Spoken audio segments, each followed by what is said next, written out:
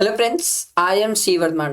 ध्यान देना सर, इससे पहले मैंने आपको रेजिडेंशियल स्टेटस का बताया था amendment with an example. Salary का भी बताऊंगा विद एन एग्जांपल। ध्यान देना, अभी मेरी तरफ फोकस करना सर। सर सैलरी में ना हर एक स्टूडेंट ये पढ़ा है कि सर जो परक्विजिट होते हैं ना सर, वो टैक्सेबल होते हैं in case of specified employ. ये सबको क्रिस्टल क्लियर। अब बात ये होती है जो परक्विजिट टैक्सेबल है स्पेसिफाइड एम्प्लॉय के केस में। पहले तो ये बताओ सर, स्पेसिफाइड एम्प्लॉय कौन है? ये तो पहला क्वेश्चन है सर। स्पेसिफाइड एम्प्लॉय जो हम पहले पढ़े हैं ना सर, वो तीन चीजें पढ़े हैं। मैं बोला बता। सबसे पहला सर, क्या वो कंपनी का डायरेक्टर है? क्या उसका सब्सटैंशियल इंटरेस्ट है कंपनी में, मतलब 20% और मोर वोटिंग पावर? तीसरा सर, उसका जो मॉनेटरी मॉनेटरी बेनिफिट्स है, मॉनेटरी जो सैलरी है उसकी 50,000 से ज्यादा है। मॉनेटरी में अपन बेसिक लेते थे, डीए लेते थे, बोनस लेते थे, एक्स ग्रेशिया बोनस बोल लो, जो बोलना है बोल लो सर, ये सब लेते थे और चेक करते थे। अगर 50,000 से ज्यादा होती थी तो वो स्पेसिफाइड एम्प्लॉय। मैं अपनी क्लासेस में जब पढ़ाता था तब भी स्टूडेंट को बोलता था, यार ये 50,000 रुपए तो बहुत छिछोरी लिमिट है, बहुत कम लिमिट है सर। 50,000 रुपए मतलब साल भर का आप किसी को ये बोल रहे हो 4,000 से ऊपर कमाएगा, 4,000 से ऊपर कमाएगा तो वो स्पेसिफाइड? यार ये तो अजीब ही टाइप की बात हो गई। 50,000 तो बहुत कम है। पता नहीं मेरी बात पहुंच गई गवर्नमेंट तक, और गवर्नमेंट ने बोला आइए सर हम इसी लिमिट को चेंज करते हैं। और इन्होंने इस लिमिट को चेंज किया और इन्होंने बोला भैया ये लिमिट जो आप पहले 50,000 पढ़ के आए हैं, वो लिमिट हो गई है सर अब 4 लाख। ठीक है, अब वो लिमिट हो गई है सर 4 लाख। अब वो लिमिट हो गई है सर 4 लाख, तो काफी बढ़ गई है लिमिट। तो सर पहले जो स्टूडेंट 50,000 पढ़े थे, अब वो स्टूडेंट कितनी लिमिट याद रखेंगे सर? 4 लाख। सर इसका कोई एक आध एग्जाम्पल वगैरह और उससे बताना चाहेंगे? हाँ सर बिल्कुल, मैं आपको बताता हूं। बाकी जब हम 4 लाख की लिमिट देखेंगे, ये तीन चीजें हम 50,000 में पहले भी एक्सक्लूड करते थे, अभी भी एक्सक्लूड कर रहे हैं। 4 लाख के लिमिट में नॉन मॉनिटरी बेनिफिट्स बाहर होते हैं। ऐसे मॉनिटरी बेनिफिट्स जो सेक्शन 10 में एग्जेम्प्ट है उसको बाहर करते हैं, और डिडक्शन अंडर सेक्शन 16 को कंसिडर नहीं करते, एक्सक्लूडिंग है। ठीक है, अब ये जो 4 लाख की लिमिट है, आइए इससे रिलेटेड अपन एक एग्जाम्पल देखते हैं सर। एक क्यों दो देखते हैं सर। सर अगर आप ध्यान दो तो पहला केस है जहां मिस्टर ए है, ना कि वो डायरेक्टर है, ना ही उसका सब्सटैंशियल इंटरेस्ट है। उसकी मॉनेटरी सैलरी सर 3,60,000 है। ठीक है, बेसिक डीए बोनस वगैरह सब मिला के सर। ठीक, और उसका नॉन मॉनेटरी परक्विजिट जो है वो डोमेस्टिक सर्वेंट का उसे 30,000 मिलता है सर। ठीक है, और एजुकेशनल फैसिलिटी का उसे 40,000 मिलता है। तो सर हम जब पुराना पुराना अंडर ओल्ड लॉ देखते थे तो हम उसका सिर्फ मॉनेटरी वाला पार्ट देखते थे। तो सर वो तो 50,000 से एक्सीड कर गया, तो वो हो गया स्पेसिफाइड एम्प्लॉय। पर सर अगर मैं नए लॉ में जाऊं तो नया लॉ ये बोलता है सर कि अब आपके पास लिमिट कितनी है? 4 लाख।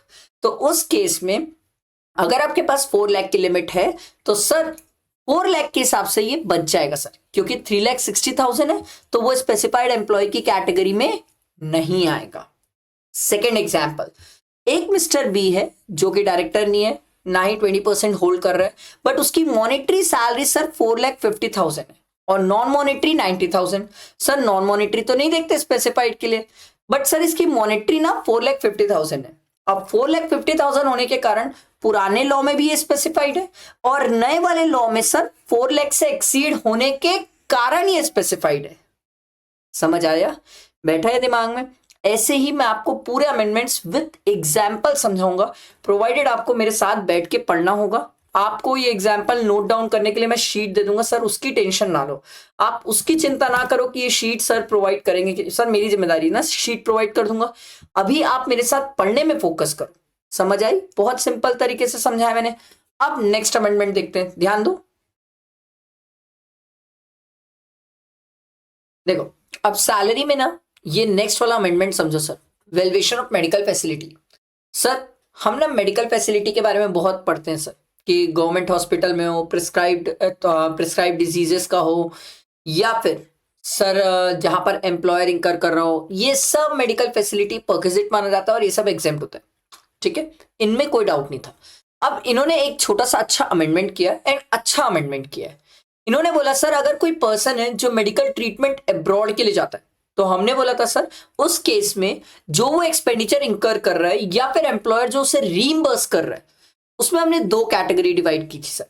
एक होता था सर जब आप इंडिया से बाहर मेडिकल ट्रीटमेंट के लिए जाए, आपकी फैमिली मेंबर आपके साथ जाए, ठीक है, उनका स्टे प्लस एक अटेंडेंट भी अगर आपके साथ जाए तो वो एग्जेम्प्ट होता था अगर आरबीआई की लिमिट में।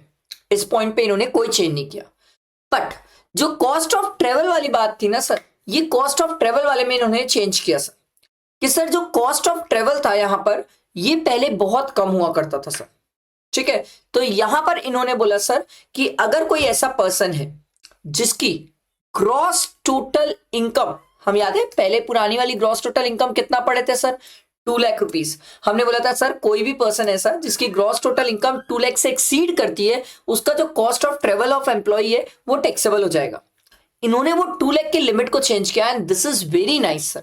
अब इन्होंने बोला सर कि अगर cost of travel of employee है, उसकी फैमिली मेंबर है या वन अटेंडेंट है जो पेशेंट के साथ जा रहे, इज एग्जेम्प्ट, अभी भी एग्जेम्प्ट है अगर gross total income of the employee कितनी हो सर, 8 लाख।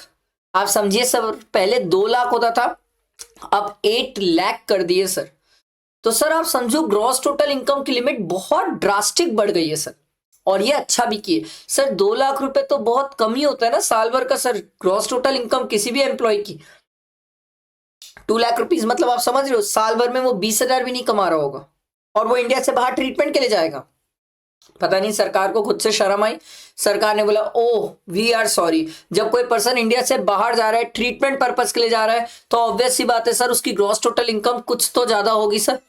तो इन्होंने बोला सर यहां पर हम ग्रॉस टोटल इनकम की जो लिमिट 2 लाख थी उसको चेंज करके कितना कर दिए, 8 लाख। बाकी बातें सेम है सर, फैमिली में कौन कौन आता है वो सब बातें सेम है, उसको चेंज नहीं किया। इसी को मैंने ना एक एग्जाम्पल से समझाया है, और एग्जाम्पल कहां पर है, एग्जाम्पल कहां गया यार, ये देखो sir, valuation of medical facility. देखो बड़े अच्छे प्यारे एग्जाम्पल से मैंने आपको समझाया सर। सर मान लो किसी की gross total income before exemption claim करने के 5,50,000 है सर, ठीक है, और उस केस में सर एम्प्लॉय मेडिकल ट्रीटमेंट के लिए इंडिया से बाहर जा रहा है, तो अगर मेडिकल ट्रीटमेंट के लिए उसका 5 लाख रुपीस खर्चा हो रहा है, बट सर अगर वो आरबीआई के लिमिट के अंदर है तो वो पहले भी एग्जेम्प्ट होता था ओल्ड लॉ में, न्यू लॉ में भी एग्जेम्प्ट है, उस पर कोई लड़ाई नहीं है सर। बट सर अगर यहां पर उसका एयर ट्रेवल का खर्चा ऑफ फादर, मतलब यहां पर इस क्वेश्चन के केस में उसके पापा का एंड वन अटेंडेंट जा रहे और उसमें खर्चा 1,80,000 हो रहा है, तो ये टैक्सेबल हो जाता था सर। क्यों? क्योंकि उसकी ग्रॉस टोटल इनकम 2 लाख से एक्सीड कर रही है, तो ये 1,80,000 क्या हो जाता था, टैक्सेबल हो जाता था।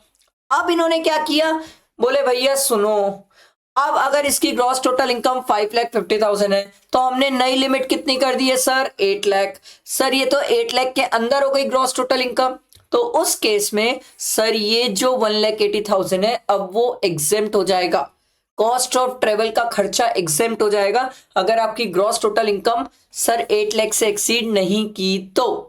समझ आया? ये बैठा दिमाग में। ये सैलरी का सर अमेंडमेंट था जो मैंने आपको कवर कराया, विथ एग्जाम्पल बताया सर। आई होप क्लियर हुआ होगा। इसके बाद सर अब अपन आईएचपी का अमेंडमेंट करेंगे, ठीक है।